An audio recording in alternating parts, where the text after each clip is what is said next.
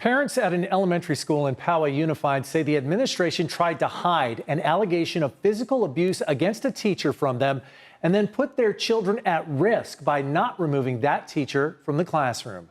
Good evening and thank you for joining us. I'm Carlo Cicchetto. I'm Marcella Lee. CBS 8's Steve Price has been talking with concerned parents, the district, and the county sheriff's office. And this afternoon, the school issued a major announcement to parents. Several parents have stopped sending their kids to school here at Tierra Bonita Elementary in Poway. Specifically, nearly half the kids in one TK class. The parents say it centers around safety concerns and what they call a lack of transparency. Tierra Bonita parents say it all started with an email from the principal confirming sheriff's deputies were on campus one day last month, but said at no time was there any threat to students or staff, a comment parents now call disturbingly deceptive. My son will not return to that classroom unless that teacher is removed. Jenna Fritch's son is in the class where witnesses say the teacher forcefully grabbed a student by the arm and shoved her into a chair, and that child's parent had no idea until several days later when Jenna told her after doing her own digging into the incident. I contacted her to share the information because I would want the same, to be done for me if somebody knew something about my child being involved. CBS 8 reached out to the Sheriff's Department, which confirmed on September 26, 2024, the San Diego County Sheriff's Office responded to investigate an alleged child abuse incident involving a teacher at Tierra Bonita Elementary School in Poway. But during that investigation, the teacher was allowed to remain in the classroom. This is not normal. This is inappropriate teacher-to-student behavior. Concerned parents packed Poway Unified School Board meeting last week to share their frustration.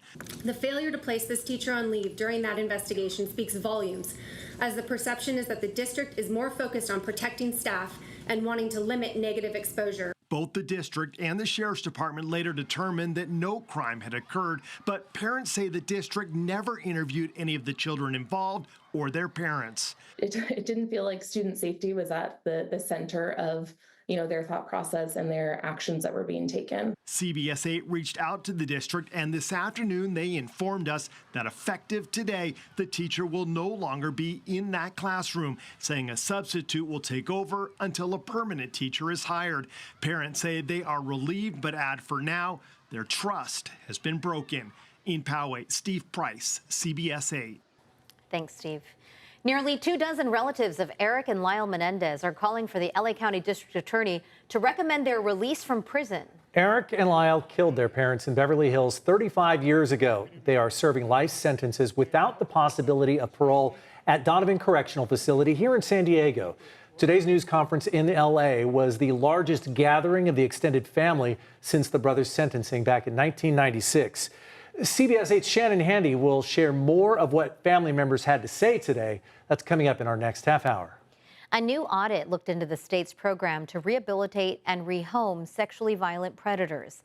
It found that state spending on the program increased from $6.6 million in 2018 to $11.5 million in 2022. It also took about 17 months to find proper housing, while state law generally allows for just 30 days. State Senator Brian Jones of San Diego says the state does not have an effective way to monitor Liberty Healthcare, a state contracted company that helps people in the program. The report also points out that the state is paying Liberty Healthcare $2,800 a month to find that housing. This program specifically, of course, the costs are going to go up because there's no oversight. Since starting in 2003, more than 20 years ago, the program has helped 56 sexually violent predators, with 2 of them reoffending. The military is responsible for about 25% of the San Diego economy. That's according to a new report from the San Diego Military Advisory Committee and UC San Diego's Rady School of Management. It also found military-related spending is growing, with the military's overall contribution to the economy increasing about 12% from last year. In addition to the spending, about 3,000 more military jobs were added since last year, bringing the total here to about 370,000 in San Diego. Every pocket of this city is seeing and experiencing the impact of men and women in uniform. The servicemen and women's role in the community is vital to San Diego's success. If you'd like to see the full report, we have it posted on CBS8.com. Just click on this story. Preparations are underway for demolition on the Oceanside Pier after a fire destroyed buildings at the end of it 6 months ago. CBS 8's Brian White checked in on the progress they're making and has details on what that first phase of renovations will look like. It would have been sad if they didn't rebuild. Yeah, so I think everybody that lives here is happy about that. Demo workers on the end of the pier today making preparations before they begin tearing down the burned out buildings next week. It's a mess. It's an absolute mess. And I hope they do something very good with it. The crew's been busy adding scaffolding and plywood subflooring beneath the pier to prevent any burned wood or toxic debris from falling into the ocean during the process. What did you see out there? Not happy stuff. A lot of burn, a lot of sadness. I ran into Deborah Sapp. She was born in San Diego, now lives in Oklahoma. She saw the burned ruins for the first time today. It's an eyesore that's way out there, so it's not something that's just in the middle of the city that you have to look at. But safety's the first thing, and you don't want to pollute the water for the animals. CBS 8 was there in April when a fire broke out on the end of the pier, burning down the old Ruby's Diner and the brine box next to it. When I heard about it, I just said, oh, I can't believe it. And now the burned out remains have become somewhat of a tourist attraction of their own. We just, a friend is in from Florida, and we're trying to show him, unfortunately, the ruins. We're back visiting today, and guess what he wanted to say? We need to go on the pier and see the ruins. The Oceanside City Council hired Jilk Heavy Construction for the demolition, giving them up to $1.3 million to do the job. Along with what's left of the buildings, damaged portions of the railing and deck will also be removed. The demo work will continue for several weeks, and beyond that, the city has said the burned sections will be repaired eventually, but have not given a timeline yet. In Oceanside, Brian White, CBS 8.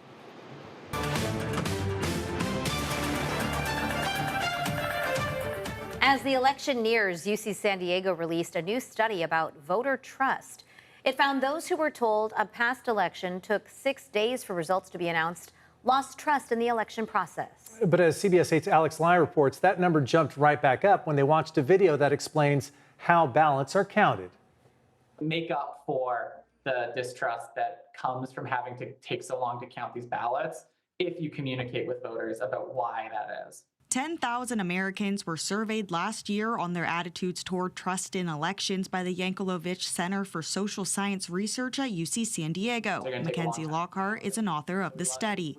Some of the Americans in our sample saw a video produced by the Arizonan Secretary of State that explained why election results in Arizona often take days or even weeks to count after an election, and some of them didn't see that information. The questions were based on a 2022 Arizona governor election, which is relevant for voter trust because Arizona is a swing state. Everyone in the study was told the Democrat won the election, but only half were told it took 6 days for the AP to call the race. So it went from 66% of people who said that they trusted elections to only 60% who said they trust elections when they found out that the ballots took so long to count. But trust went back up to 65% in those who watched the video. The 40-second video said two main things as to why accurate election votes take time. Election officials must signature verify each early ballot envelope and tabulate all early ballots submitted on and before Election Day. Given the political situation and all the controversy, I do think that there has to be accountability and responsibility for accuracy. I went to ballot drop-off sites and showed a few people the same video to see what they think. I think a video like that would be helpful. So that it builds trust, and then you don't have to be questioning anymore. It'll give you peace of mind, if anything. But I mean, what really can you do watching a video and not much? I think information is always helpful because it leads to understanding. But it is an interesting double-edged sword, right? Because the more information you have sometimes allows you for more questions, ambiguity. The county registrar of voters will release unofficial results throughout the night on Election Day. The next results won't be announced until 2 days later. The registrar of voters expects to receive between 300,000 to 500,000 mail-in ballots after Election Day. Alex Lyall, CBS 8. Information to combat disinformation. Right? Yes. It's important for people to know the background and how things operate, and then there's a little bit more trust. Yeah, you see the process, you trust the process. Yeah. Good stuff. Still ahead. We're following some developing news tonight. Unfortunately, what we're learning about the sudden death of former One Direction member Liam Payne. Plus, our Verified team looks into claims made about Vice President Kamala Harris's promise for first-time homebuyers. And other schools may be green with envy. The recognition San Diego State is getting tonight. A lot of cloud cover out there for today, and so it was just really socked in. Now it's going to become a little bit more saturated with an area of low pressure closing in by tomorrow and offering up a chance we could see some light rain. All those details are coming up.